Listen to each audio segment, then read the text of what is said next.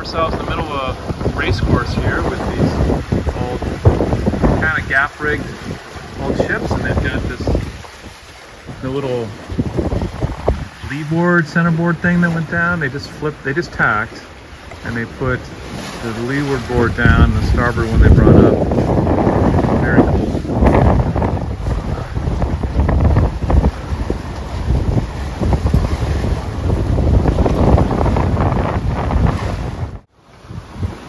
And we got a big ship, old sailing ship in front of us motoring.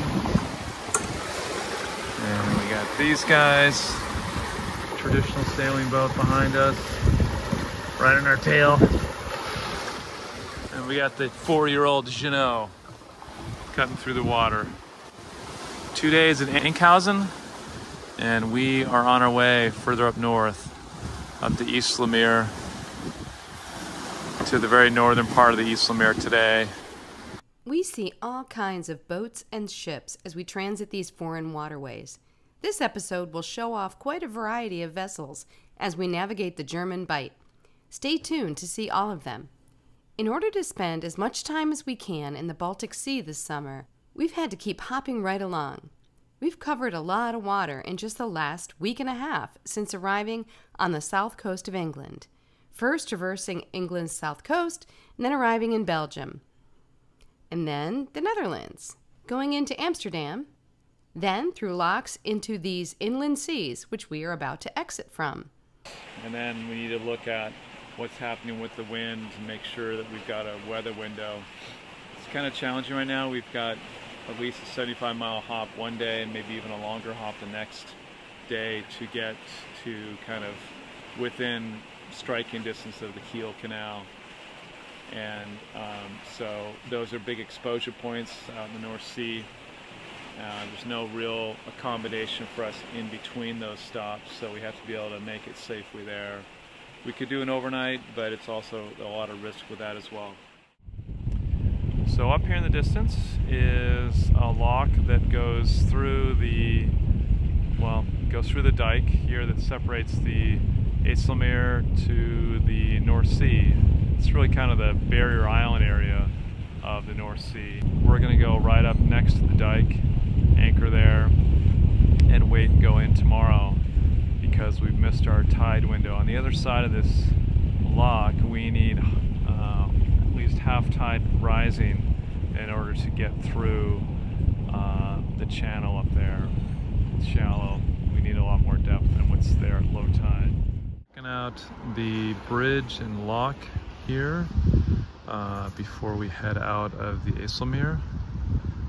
And we dinghied over and landed, and we're spending the night anchored nearby. And this is the waiting pontoon, and just discovered that it's a floating pontoon. It's got a big tube down there.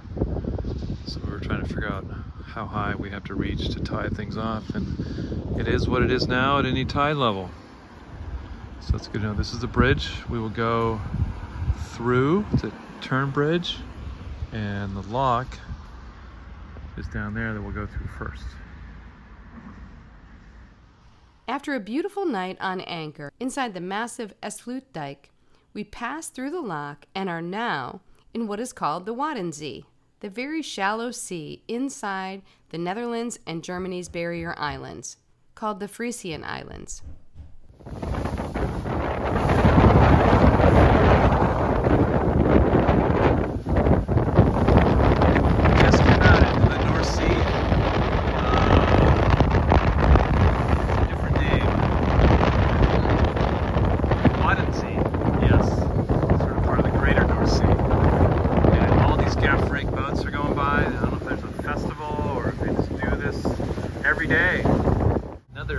Gaff-rigged ship coming down here. It's gaff-rigged schooner, it looks like. And this is like the 10th or 11th boat of this sort of vintage that we've seen. And it's cool to see that somebody has put all this work into keeping these boats running or restoring them. Yeah, she's a beauty. Our next entry in the old ship category looks like ship Mars.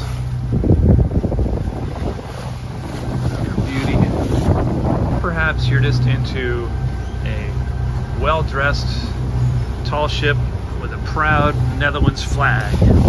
Cobalt is your ship. Look at her. When you're one of the local old sailing ships that only draws 1 meter, you can do this. You can come right up on the sand and let the boat just dry out there at low tide.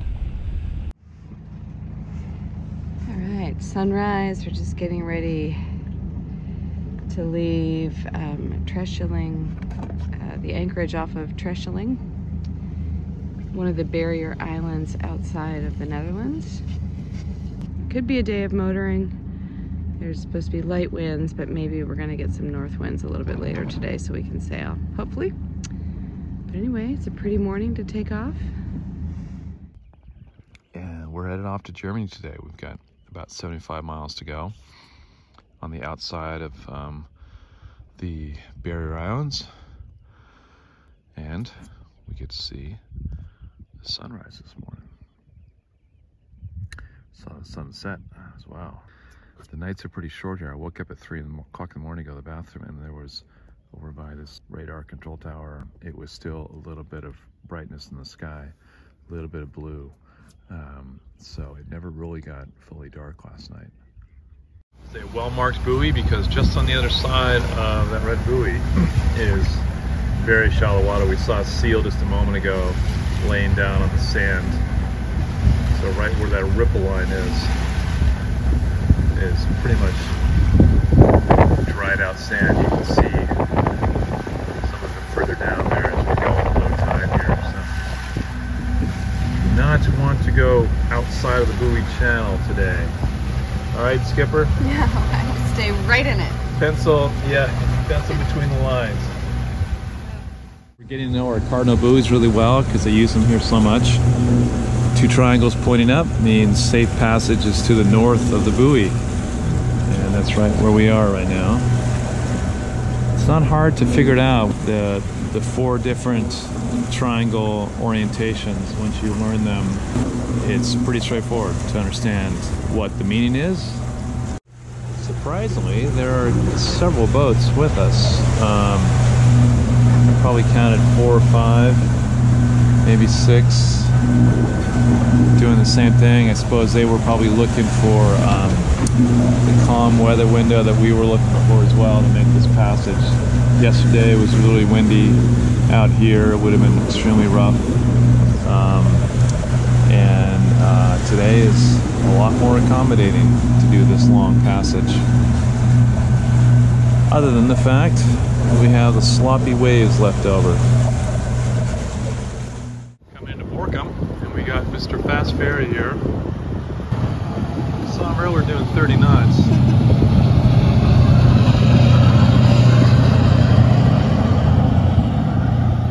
In other news, we got some good, nice wind farm here on the land at Borkum, and I know it's a nice resort town as well. I don't know if we're going to see that or not. We're kind of here on a short stay, jumping back out in the water tomorrow morning early to make our last long hop to Cuxhaven. First stop for us in Germany, and we're at a little yacht club here, and this is their guest pontoon for visiting boats. A lot of visiting boats rafted up. And a few local boats. We're going to go in and check in at the yacht club and pay whatever dues are due. And you can see it's a very commercial area with lots of, I got some German Navy ships, but otherwise it's a lot of work boats for the offshore wind farm industry. And we found a little restaurant here amongst some kind of worker housing, and it's very kind of modern and new building, probably built in the last couple of years. And I understand from reading about it a little background that there's a lot more sea area that's going to be granted for contracts for wind farms, and they're hoping that this will be a staging area because it's one of the closest ports to service that area. Cool to see all of the kind of commercial activity related to renewable energy here, and we certainly hope that they continue to do well. They also have a pretty thriving tourist business here. We saw on the beaches when we came in that there were a lot of people hanging out at the beach, and this is a Tuesday, so it's not even a weekend. We're just taking off from Borkum. We left the dock around 4:30 or 5, something like that.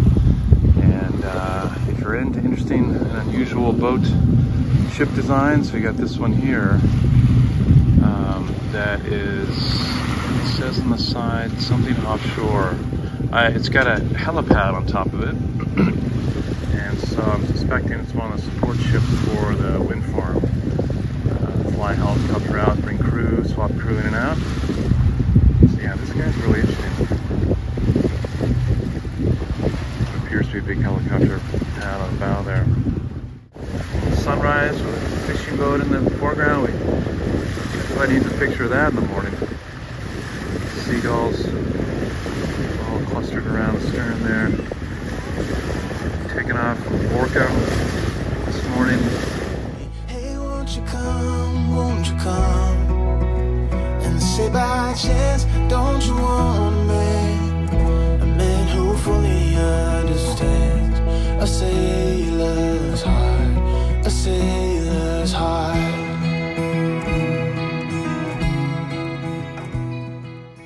We're getting closer to the Elbe River, which brings us into Cuxhaven. It's going to be a 90-mile passage today, and we're getting into a really tricky area here. So on the chart, see all of these ships anchored here, waiting either to go into a harbor or to wait for a cargo or a charter or something. And there is a TSS here, traffic separation scheme right here. You're not allowed to cross that unless you get permission, and we are staying just outside of it. But just outside of it involves kind of playing ping pong with these anchored ships up here. So it looks like there's a little bit more room in reality than on the chart, but still we got to be careful and we stay out of the way of these anchored ships. And the other challenge is to keep track of all the VHF channels that we're supposed to monitor. So in the chart book, you can see this is the traffic separation scheme we're trying to stay out of. The whole area is called the German Bight. We're kind of coming along here in the inshore traffic zone and into the Elbe River to Cuxhaven. Tomorrow we'll go to Brunsbüttel and start the Kiel Canal. But they're very particular. You can get heavy fines assigned on the spot for wandering into the TSS or not monitoring the right channel and all that. So there's a number of VHF channels. They've kind of taken everything out of the book and put it on a piece of paper. We're monitoring channel 80 right now for the German Bight traffic, is how they refer to themselves. Once we get into the Elbe River, we're going to be on 71, monitoring that, and 68 once we're beyond, closer to heading towards Brunsbüttel. In the Kiel Canal, there's 4 channels, depending on where you are. We're starting at 13, then 02, 03, and in the end, on the other end of the canal, on channel 12. So we're trying to stay organized and keep that in reference there quickly so we don't have to thumb through all these pages. We're motor sailing, we've got the main up, but not enough wind to make a good enough progress to get into the Elbe River on a favorable current. There's a very strong current in the Elbe River, and so we're trying to push it to try to get there to still have some favorable current. The regulations are that if you're motor sailing, you're supposed to fly a downward pointing cone, and we've heard the Germans are very particular about this, and they'll fine you if you're not doing that. So right up there. Remember, when we're done motor sailing and we take the sails down, we got to remove that cone up there. Just passing this dredge on the way into Cuxhaven on the Elbe River, and they've been going back and forth slowly on the channel here. Very interesting. We're trying to figure out what all the machinery is on board, and then this guy comes along, not wanting to be outdone. Some kind of dredge thing, I don't know. And it looks like it's just like a big wide open ocean here, but there's substantial shoals on both sides of the river. And in fact, the area over here is like a meter or less deep at low tide. You have to be very careful when you navigate through here that you watch the chart. You can see how all this green stuff is stuff that dries up at low tide.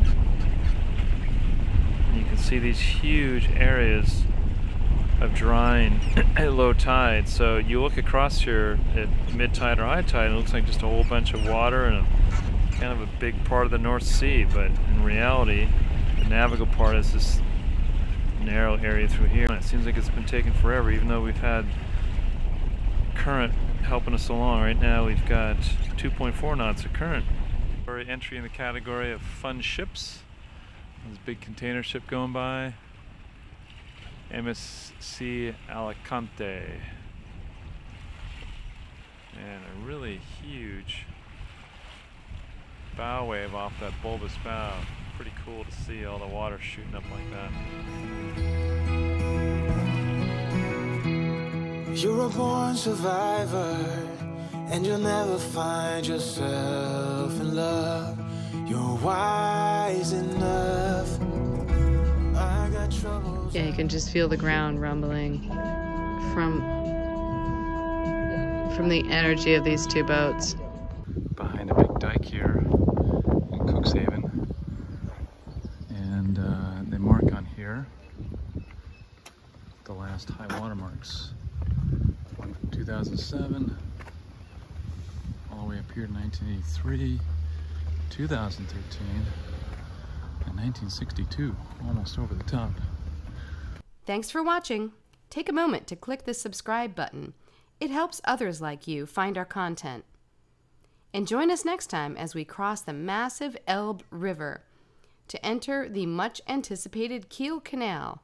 We have been thinking about this day for a very long time. You see, the canal will drop us out in a destination that we are keen to explore, the countries of the Baltic Sea.